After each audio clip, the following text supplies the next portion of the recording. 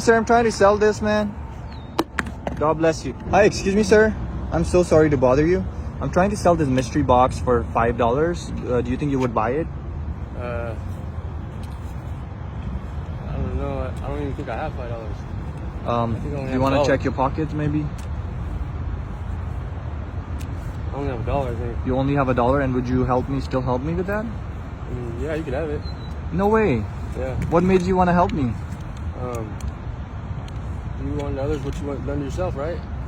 Right. It's more like a karma. You do good, good comes back to you. Yeah. If you don't mind me asking, like, where do you live, you and your baby? Really, I just go here and there around the city. When you say here and there, like, are you like sleeping on the streets, or? Yeah. If you don't mind me asking, like, how long have you been living like that? About 6 years now. 6 years. Yeah. And if you don't mind sharing your story, what exactly happened? How did you become homeless? My girlfriend got hit by a car right here on the street, and Oh my God, I'm so sorry. yeah, Where is she now? in heaven. Oh my God. Oh my God. I'm so sorry, man. I can't believe. And then since then, you just Been out here roaming around. yeah. Yeah. And it was probably so much depressing. What you have gone through, bro, I can't even imagine, people going through that. And honestly, how I can understand this, because I've been grown up by a single mom. My dad, passed away when I was 8 years old. And since then, I can imagine like how my mom has gone through, like, being single, and she still hasn't been with anybody, and respect for her, respect for you, man, like, but sometimes we human, bro, like, we cannot understand what's God's plan, Sometimes these good people, they go away sooner because God wants them there in heaven, like you said, in heaven, Sometimes I question God, why did you take away my dad? But then sometimes I think, you know what? Maybe he was such a good person that in this bad world that we're living in, people like God didn't want him to be around people like that. So what would be a message for people right now that are feeling lonely, or people that are being lost their loved ones? What would you say to them?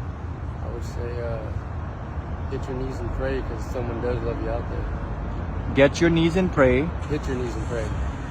Right. Wow. That is so deep, man. And a lot of people that actually do not believe in God, or they have lost their trust in God after losing their loved ones, what would you say to them?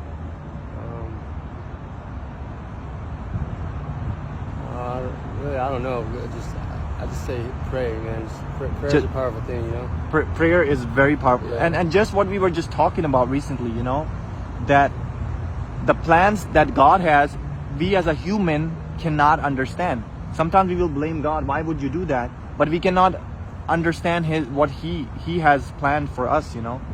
So a lot of times we as a human make a lot of mistakes. We all make, are sinners. But sometimes the good people go at a young age because God needs them there, to run the heavens. So totally get that. Let me ask you, so since you're saying you're living on the street, where do you usually sleep? Like, do you have like a tent? Somebody helps you with? Across the street in this field. Okay, and is there do you have like a tent or something? Yeah. Are those tents like rainproof and the rain comes, or no?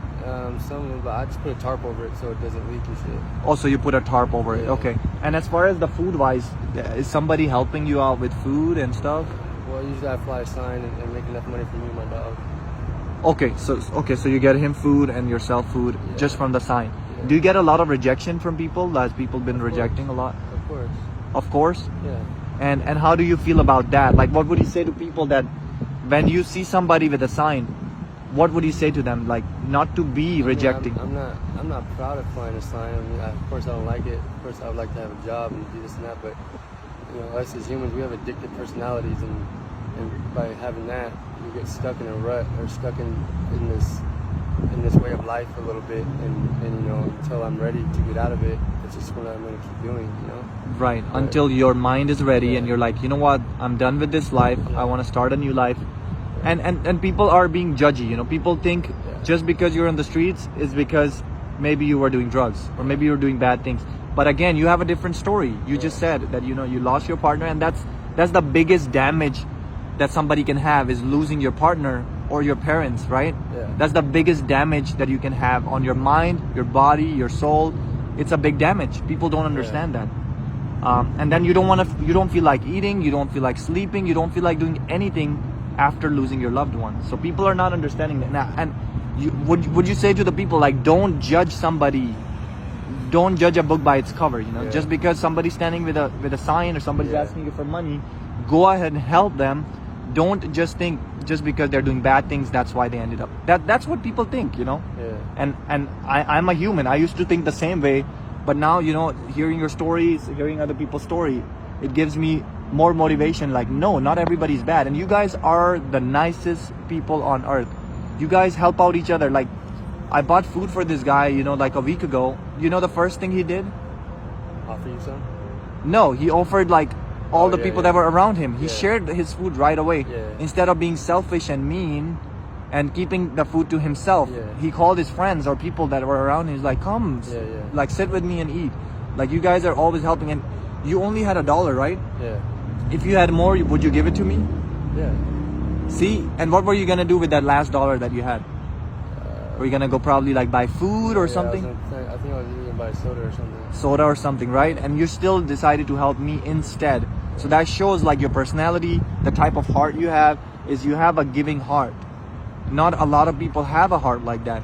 Especially the poor people, I feel like they are more giving than the rich people. Yeah. Isn't that true? Yeah. The people that are driving the nicest car, they don't want to even Yeah. give $1 to somebody, Yeah. and they put you down saying that, why don't you go work? Why don't you do this? Yeah.